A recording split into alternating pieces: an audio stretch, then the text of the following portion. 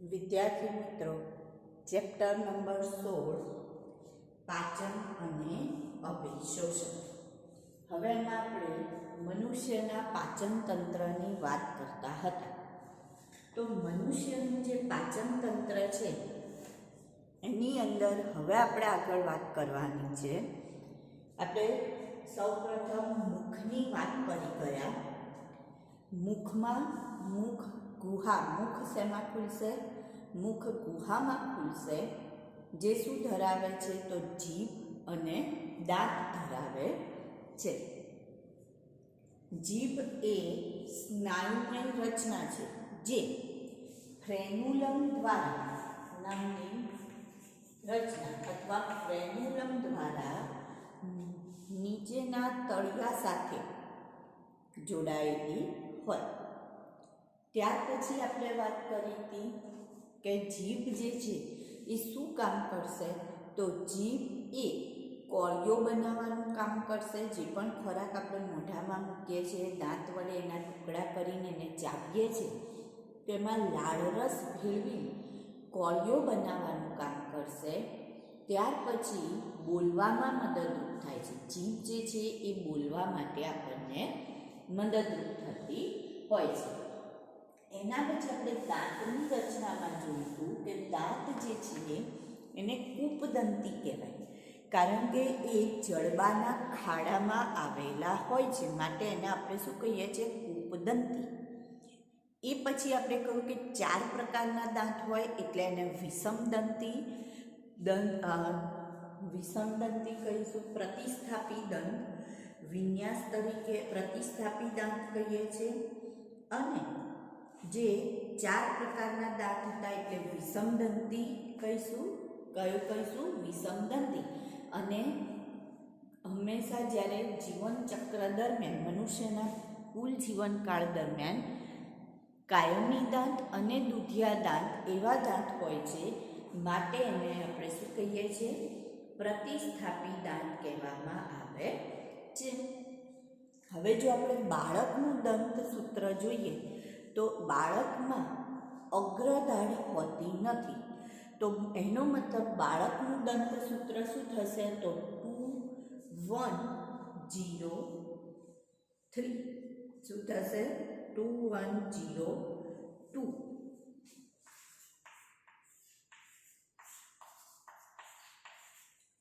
દાઢ પણ કેટલી હોય? 2 હોય છે.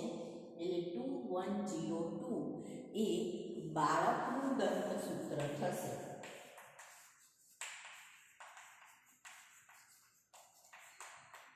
બે શું છે? ઇન્સાઇસર, છેદક દાંત છે. એક શું છે? કેનાઇન, રાક્ષી દાંત.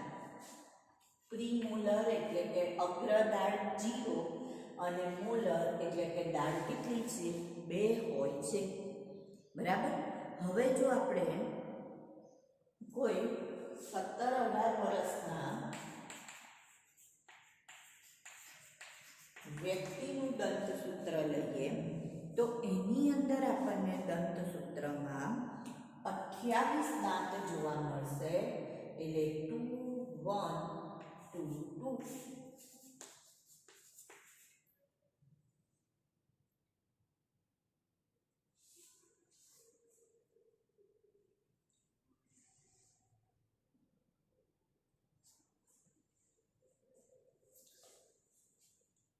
કેમ? કારણ કે એનામાં ડાપણની ડાળ હોતી નથી. તો અહીંયા કુલ દાંત કેટલા જોવા મળશે?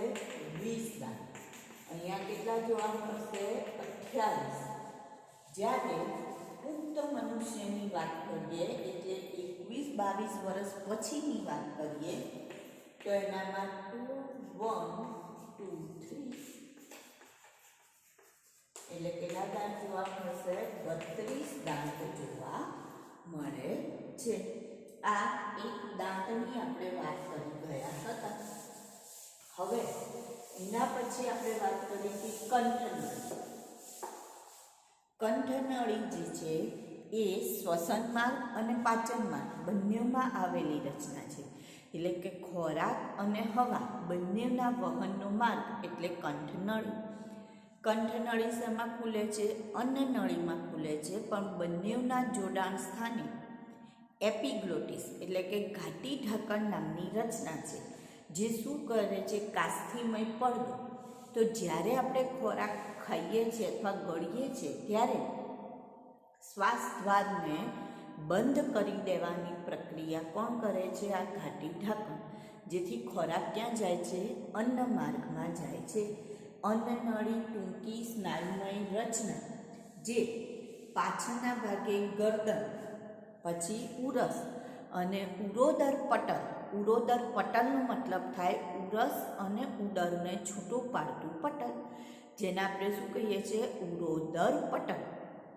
તો ઉરોદર પટલમાં થઈ ક્યાં ખુલે છે? તો કે જઠરમાં ખુલે છે. તો હવે આપણે જઠરની વાત કરવાની છે.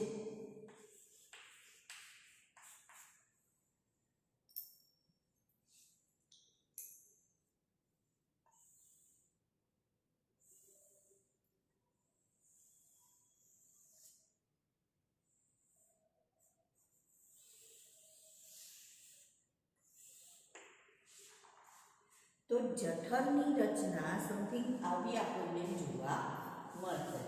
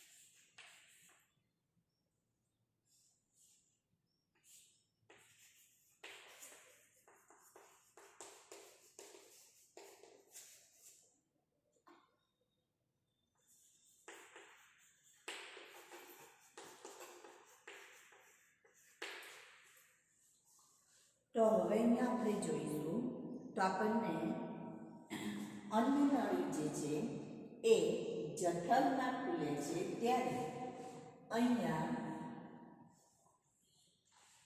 એક આ રીતનું છિદ્ર હોય છે, જેને મુદ્રિકા સ્નાયુ તરીકે ઓળખવામાં આવે છે.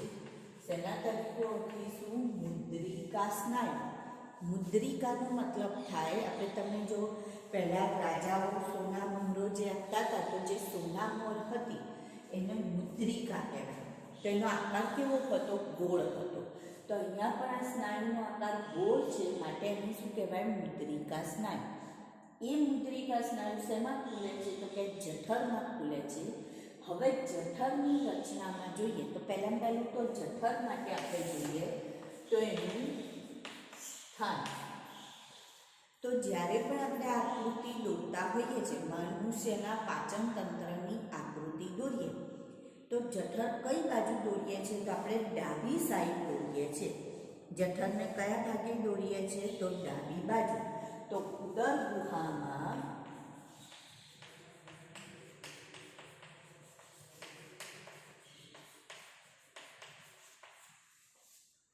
ઉદર ગુહાની ડાબી બાજુ. બરાબર. હવે આ જે જઠર છે એ અન્ન માર્ગનો સૌથી પહોળો ભાગ થશે. જઠર એ અન્ન માર્ગનો કેવો ભાગ થાય છે? સૌથી પહોળો ભાગ થશે. ત્યાર પછી જો આપણે વાત કરીએ તો જે આ એની આપણે શું કર્યું? સ્થાનની વાત કરી. એનો આકાર જોઈએ તો આકાર કે છે જે આકાર. આલ્ફાબેટ કેવું?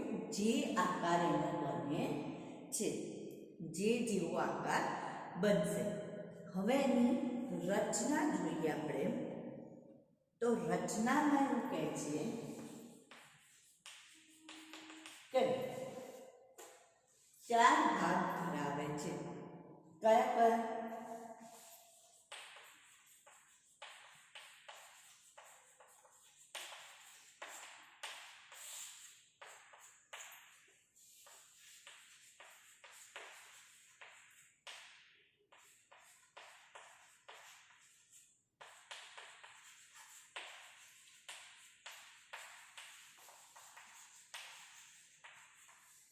ઉપરી જઠર, હૃદયગામી જઠર, દેહ અને નિજઠર. હવે આમાંથી જે ઉપરી જઠરનો ભાગ છે એ ઉપરી જઠરનો ભાગ એટલે આ. હવે જુઓ, અન્નનળી ક્યાં ખુલે છે? તો કે હૃદયગામી જઠરમાં ખુલે છે. તો અન્નનળી મુદ્રિકા સ્નાયુ દ્વારા કયા ભાગે ખુલે છે? તો કે હૃદયગામી જઠરમાં ખુલે છે. આ જે બાકીનો ભાગ બચ્યો એ દેહનો ભાગ અને નીચેનો ભાગ જેને નિજઠર કહેવાય. નિજઠર ત્યાર પછી શેમાં ખુલે છે? તો કે નાના આંતરડામાં ખુલે છે. નિજઠર શેમાં ખુલશે? નાના આંતરડામાં.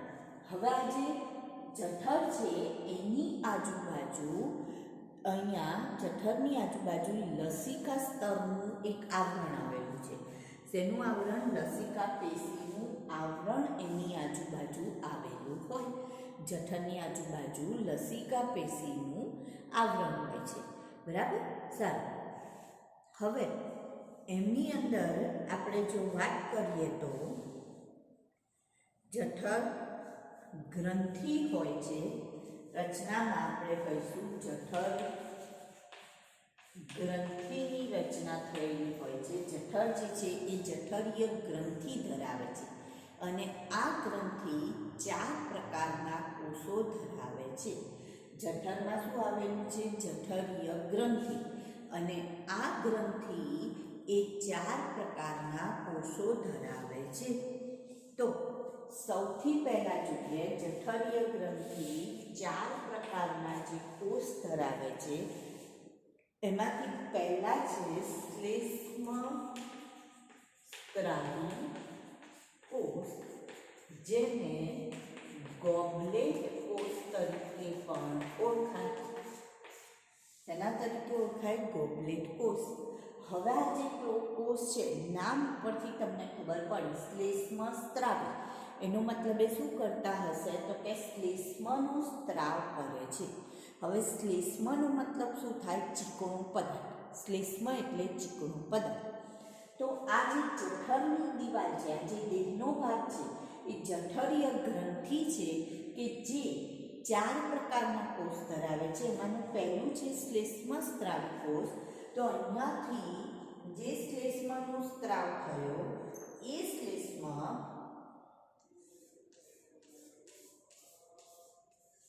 આ રીતના આખા જઠરની દિવાલને રક્ષણ આપવાનું કામ કરશે. આવી રીતના. બરાબર? તો જે શ્લેષ્મ છે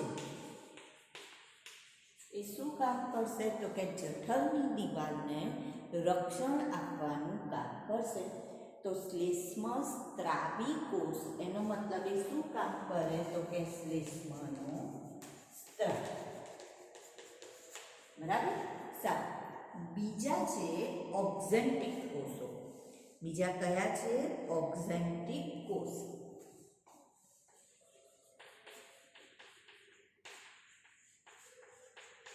આ જે ઓક્ઝેન્ટિક કોષ છે એ HCl નો સ્ત્રાવ કરે છે. શેનો સ્ત્રાવ કરશે? મંદ HCl નો સ્ત્રાવ કરશે. હવે જ્યારે HCl નો સ્ત્રાવ થશે તો એનો મતલબ જઠરની pH કેવી રહેશે? તો એસિડિક હોય છે. જઠરની pH કેવી હોય? એસિડિક હોય. બરાબર? સારું. હવે આ HCl નું કામ શું? તો સૌથી પહેલાં એવું કહે છે કે જે પણ ખોરાકનો કોળિયો અથવા ખોરાક જ્યારે જઠરમાં આવે ત્યારે એમાં HCl ભળે. 5 થી 6 કલાક સુધી ખોરાક વલોવાય એટલે બરાબર ઘૂમેડાય. એમાં HCl ભળવી બરાબર હલાવવા. તો ખોરાકની અંદર જેટલા પણ સૂક્ષ્મજીવો રહેલા હોય એ બધા જ સૂક્ષ્મજીવોનો નાશ થાય છે. સૂક્ષ્મજીવોનો શું થશે? નાશ થશે. કોની મદદથી નાશ થશે? તો HClની મદદથી એ સૂક્ષ્મજીવોનો નાશ થશે. બરાબર? તો આ જે ઓક્ઝેન્ટિક કોષ છે કોનો સ્ત્રાવ કરે છે? તો કે HCl નો સ્ત્રાવ કરે છે. HCl જે છે એ એસિડિક માધ્યમ પૂરું પાડે છે અને સૂક્ષ્મજીવોનો નાશ કરે છે. બરાબર. ત્યાર પછી ત્રીજા જે કોષ છે એ છે પેક્ટિક કોષ. કયા કોષ? પેક્ટિક કોષ. તો જે પેક્ટિક કોષ છે એ નિષ્ક્રિય પેપ્સિનોજનનો સ્ત્રાવ કરે છે. શેનો સ્ત્રાવ કરશે? નિષ્ક્રિય પેપ્સિનોજન. હવે જ્યારે આ નિષ્ક્રિય પેપ્સિનોજન જે છે એ HCl ને કારણે શેમાં ફેરવાઈ જશે? સક્રિય પેપ્સિનમાં. અને સક્રિય પેપ્સિનમાં ફેરવાશે એટલે એ પ્રોટીનનું પાચન કરશે. હવે આપણે વાત કરીએ છીએ કે મુખમાં જે લાળ ગ્રંથિ છે એની અંદર એમાઇલેઝ અથવા ટાઇલિન નામનું ઉત્સેચક જે શર્કરાનું પાચન કરે છે. તો એ ઉત્સેચક અહીંયા પણ આવવાનું. તો એની અસર નાબૂદ કરવાનું કામ પણ કોણ કરશે? HCl કરશે. ટાઇલિનની અસરને પણ એ શું કરી દેશે? નાબૂદ કરી દેશે. અને કોની અસર નહીં કરશે? તો કે પેપ્સિનની અસરને સક્રિય બનાવશે, જેથી પ્રોટીનનું પાચન શરૂ થશે અને શર્કરાનું પાચન અટકી જશે. બરાબર. તો ઓક્ઝેન્ટિક કોષ, પછી આવશે પેપ્ટિક કોષ અને છેલ્લે આવશે એન્ડોક્રાઇન કોષ.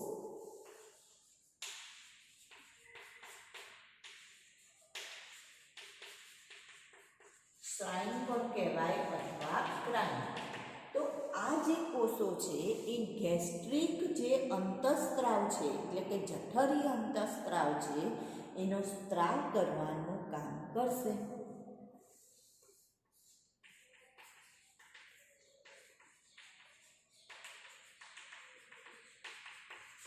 તો જઠરમાં આપણે રચનામાં જોઈએ તો જઠર કેટલા ભાગ ધરાવે? એનું આખું જે સંપૂર્ણ જઠર છે એને 4 ભાગમાં વિભાજિત કરવામાં આવે. ઉપરી જઠર, હૃદયગામી જઠર, દેહ અને નિજઠર. આમાંથી બેની આપણે વાત કરીએ છીએ, હૃદયગામી અને નિજઠર. કેમ? કારણ કે અન્નનળી શેમાં ખુલશે? તો કે હૃદયગામી જઠરમાં. શેના દ્વારા? મુદ્રિકા સ્નાયુ દ્વારા. અને નિજઠર શેમાં ખુલે છે? તો કે નાના આંતરડામાં ખુલે છે. હવે ત્યાર પછી આપણે વાત કરીએ કે જઠરીય ગ્રંથિ ધરાવે છે. જઠર એ જઠરીય ગ્રંથિ ધરાવે છે. તો ગ્રંથિ 4 પ્રકારના કોષ ધરાવે છે: શ્લેષ્મસ્ત્રાવી, ઓક્ઝેન્ટિક, પેપ્ટિક અને એન્ડોક્રાઇન કોષ. શ્લેષ્મસ્ત્રાવી કોષ એ શેનો સ્ત્રાવ કરે છે? શ્લેષ્મનો સ્ત્રાવ. ઓક્ઝેન્ટિક કોષ શેનો સ્ત્રાવ કરશે? HCl. પેપ્ટિક કોષ એ નિષ્ક્રિય પેપ્સિનોજન અને એન્ડોક્રાઇન એ ગેસ્ટ્રિક અંતઃસ્ત્રાવનો સ્ત્રાવ કરે છે. શેનો સ્ત્રાવ કરશે? ગેસ્ટ્રિક અંતઃસ્ત્રાવનો સ્ત્રાવ કરશે. બરાબર. તો આ કોની રચના થઈ? જઠરની રચના થઈ. શેની રચના થઈ? જઠરની. હવે જઠર જે છે એ નિજઠર દ્વારા, નિજઠર પણ મુદ્રિકા સ્નાયુ દ્વારા શેમાં ખુલશે? નાના આંતરડામાં ખુલશે. નિજઠર એ મુદ્રિકા સ્નાયુ દ્વારા શેમાં ખુલે છે? નાના આંતરડામાં. તો હવે આપણે કોની રચના આવશે? નાના આંતરડાની.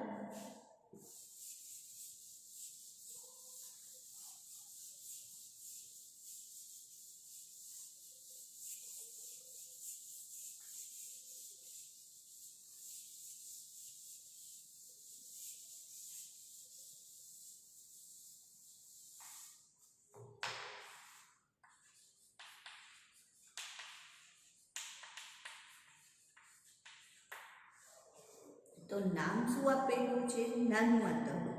પણ કેવું હોય છે? તો કે સૌથી પાચન તંત્રમાં સૌથી મોટો ભાગ કયો? નાનું આંતરડું. સૌથી પહોળો ભાગ કયો? જઠર. સૌથી મોટો ભાગ કયો? તો કે નાનું આંતરડું એ સૌથી મોટો ભાગ હોય છે. 6.5 મીટર જેટલું લાંબુ હોય, પણ એને ગૂંચળું વાળીને એમાં મૂકવામાં આવે છે. બરાબર. હવે આ જે નાનું આંતરડું છે એ પણ 3 ભાગમાં વહેંચાયેલું છે. નાનું આંતરડું 3 ભાગમાં વહેંચાયેલું છે. તો એનું જે શરૂઆતનો ભાગ છે એને આપણે કહીએ છીએ પક્વાસલ. નાના આંતરડાનો શરૂઆતનો યુ આકારનો ભાગ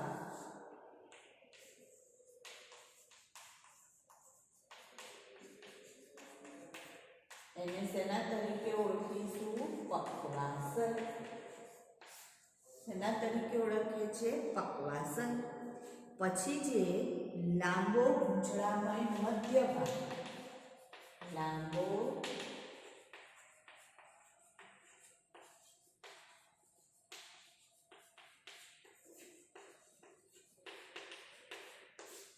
એને શેના તરીકે ઓળખીશું? મધ્યાંત્ર તરીકે ઓળખવામાં આવે છે. અને સૌથી વધુ ગૂંચળામય ભાગ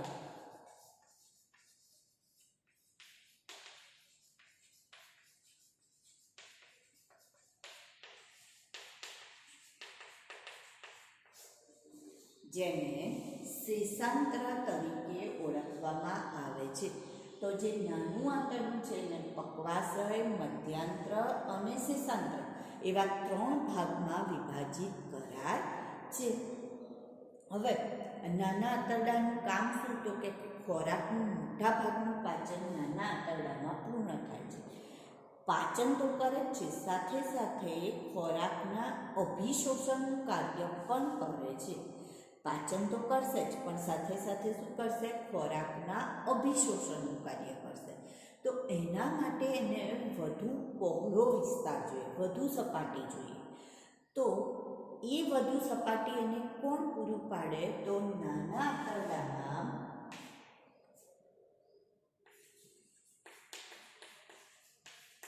આંગળી જેવા પ્રવર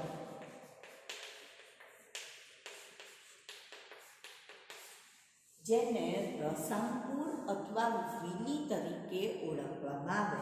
શેના તરીકે ઓળખીશું? રસાંકુર અથવા તો વિલી તરીકે આપણે ઓળખીએ છીએ. હવે આ જે રસાંકુર છે એ રસાંકુર એ શું કરશે? તો કે રસાંકુર એ શોષણ સપાટીમાં વધારો કરવાનું કામ કરે છે. રસાંકુર શું કરશે? શોષણ સપાટીમાં વધારો કરશે. બરાબર.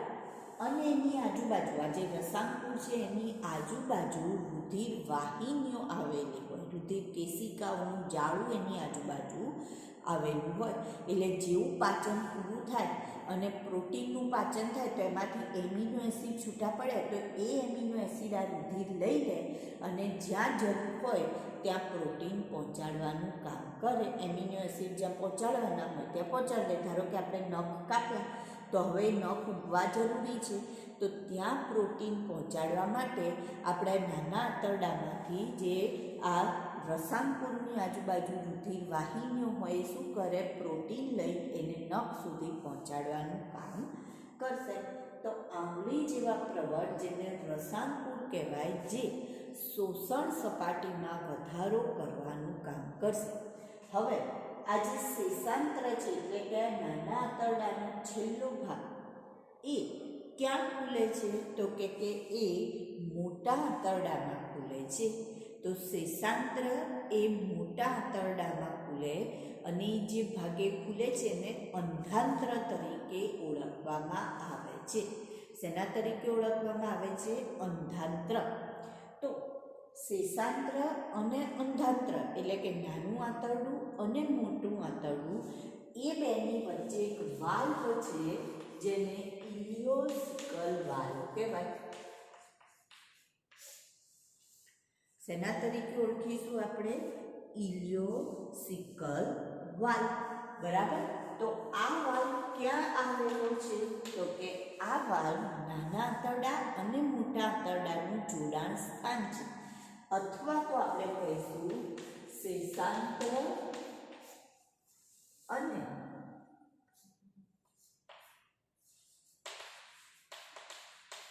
અંધાંત્રની વચ્ચે આવેલો હોય છે. તો હવે નાનું આંતરડું શેમાં ખુલશે?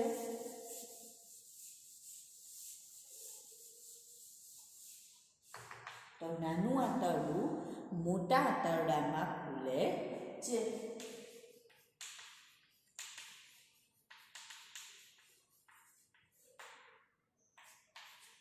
જેમાં શરૂઆતનો ભાગ જેને આપણે શું કહ્યું? અંધાંત્ર કહીએ છીએ. શેના તરીકે ઓળખીએ છીએ? અંધાંત્ર.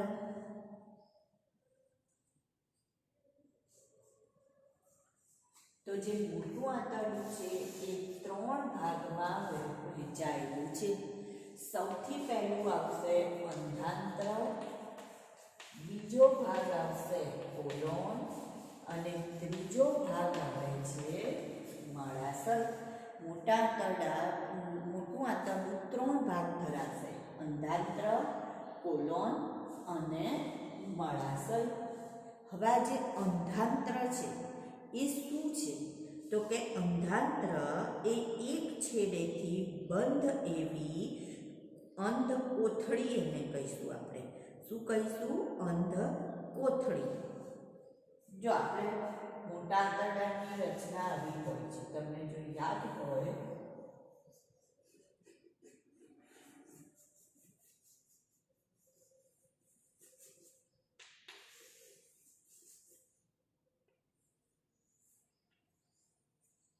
તો આ રીતનું આપણે મોટું આંતરડું દોરીએ છીએ. એની અંદર આમાં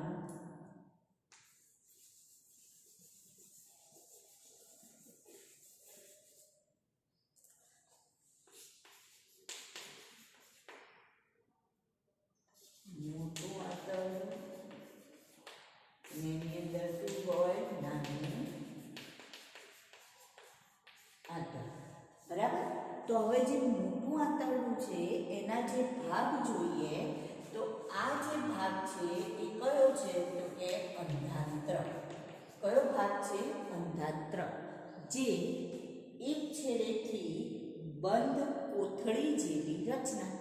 એક છેડેથી બંધ કોથળી જેવી રચના. અને આ જે નાનું આંતરડું છે એ અહીંયા જોડાયેલું હોય તો અહીંયા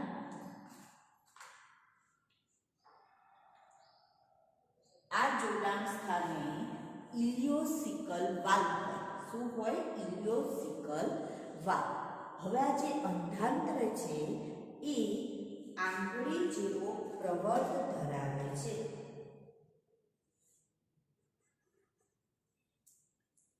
જેને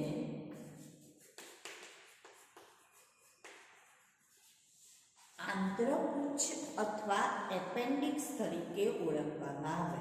શેના તરીકે ઓળખીશું? આંત્રપુચ્છ અથવા એપેન્ડિક્સ. હવે જ્યારે આપણે એપેન્ડિક્સનું, જો ઘણા લોકોને એપેન્ડિક્સનો દુખાવો પડે છે તો એનો મતલબ શું? તો આ જે આંત્રપુચ્છ છે એમાં એની અંદર પરું થાય, અને જે પરું થાય એટલે દુખાવો થાય, અને દુખાવો થાય એટલે એપેન્ડિક્સનો દુખાવો ઉપડ્યો એવું આપણે કહે છે, લપકારા મારેથી. હવે ડૉક્ટર એમ કહેશે કે તમારે ભાઈ ઓપરેશન કરાવવું પડશે એપેન્ડિક્સનું. તો એપેન્ડિક્સના ઓપરેશનમાં ડૉક્ટર શું કરશે? આટલું અહીંયાથી કાપી કાઢે છે. બરાબર. અને એ તમને એપેન્ડિક્સ બતાવે છે પણ ખરા કાઢેલું. તો આ આંત્રપુચ્છ છે, એપેન્ડિક્સ, જે અવશિષ્ટ અંગ છે. કેવું અંગ છે? અવશિષ્ટ અંગ. તો અવશિષ્ટ અંગનો મતલબ શું? એવા અંગ જે આપણા પૂર્વજોમાં હતા, આપણામાં હોય અથવા ના હોય, અને જો હોય તો એનું કોઈ કાર્ય હોતું નથી. આપણા પૂર્વજોમાં એ કાર્યરત હતા પણ આપણામાં એનું કોઈ કાર્ય હોતું નથી. એવા અંગોને શું કહેવામાં આવે છે? અવશિષ્ટ અંગ કહેવાય. મનુષ્યમાં 100 જેટલા અવશિષ્ટ અંગ છે. ધારો કે કાન પરના વાળ, જે કાન પર વાળ ઉભે છે એ અવશિષ્ટ અંગ છે.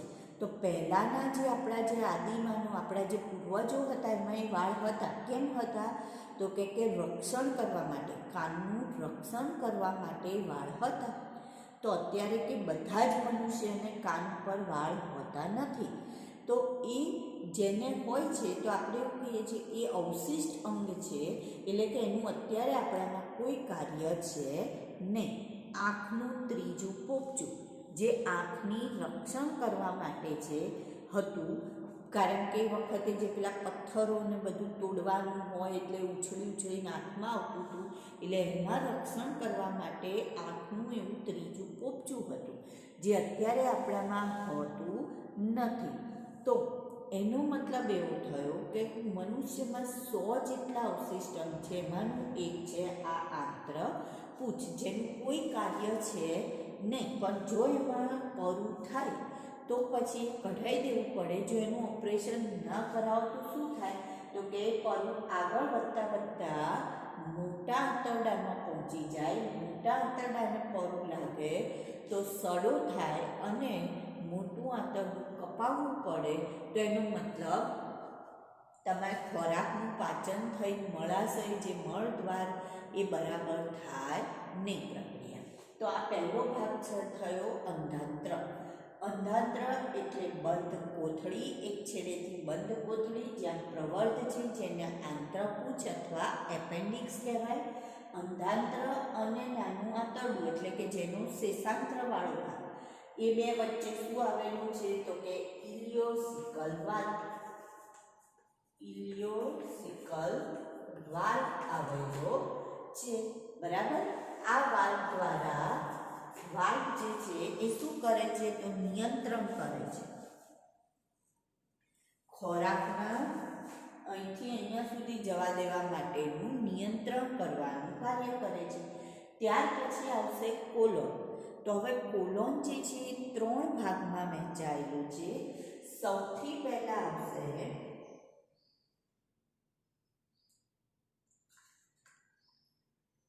આયો જે ભાગ છે,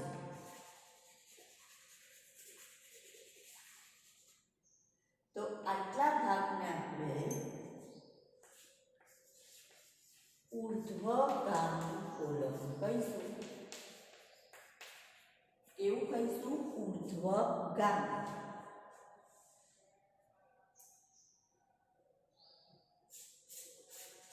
આટલો જે ભાગ છે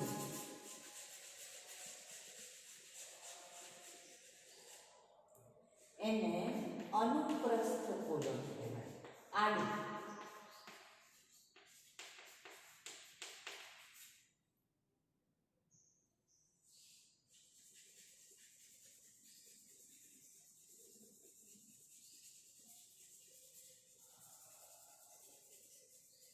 અને આ જે ભાગ છે એને અધોગામી કોલોન કહેવાય. બરાબર. તો કોલોન જે છે 3 ભાગ, ઉર્ધ્વગામી, અનુપ્રસ્થ અને અધોગામી. તો હવે જે અહીંયાથી અહીંયા સુધી ખોરાકનું જે અપાચિત ખોરાક હોય એનું વહન થશે. બરાબર. સારું.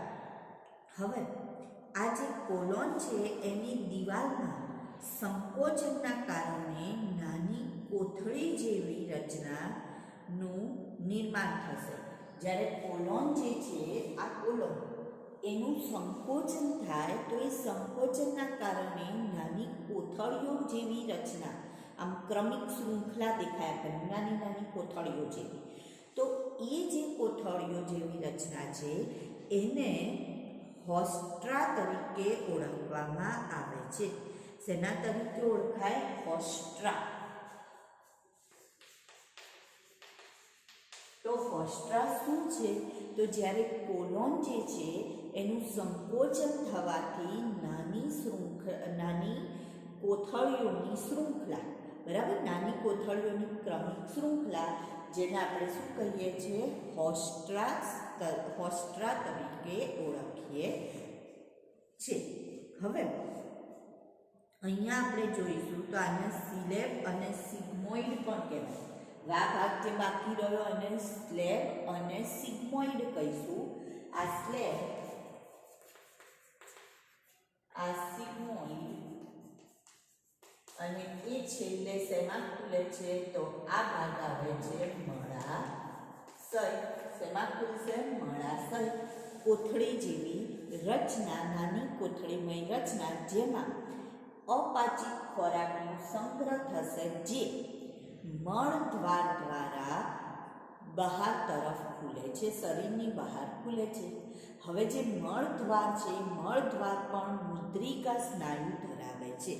મળદ્વાર પણ શું ધરાવે છે? મુદ્રિકા સ્નાયુ, જેમાં બે પ્રકારના મુદ્રિકા સ્નાયુ આપણને જોવા મળશે.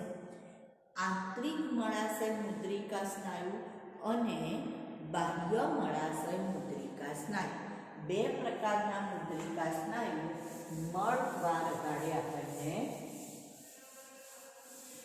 જોવા મળશે. કેટલા? બે મુદ્રિકા સ્નાયુ જોવા મળશે.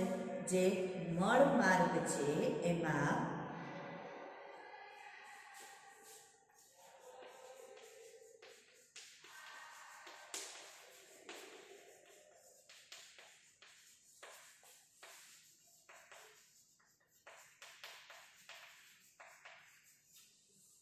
મળમાર્ગમાં બે પ્રકારના મુદ્રિકા સ્નાયુ જોવા મળશે. પહેલું છે આંતરિક. કયું આવશે? આંતરિક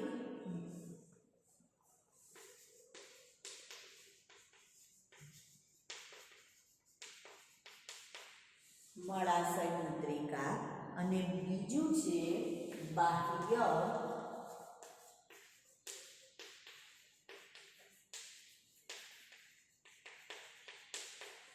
મળાશય મુદ્રિકા. તો જે આંતરિક છે એ અનૈચ્છિક પ્રકારના છે.